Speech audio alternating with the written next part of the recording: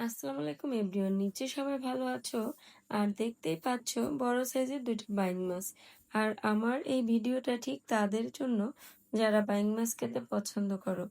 আর এটা আমিও খুব পছন্দ করি। আর এটা রান্না করার জন্য সুন্দরভাবে কেটে বেছে ধুয়ে নিয়েছি।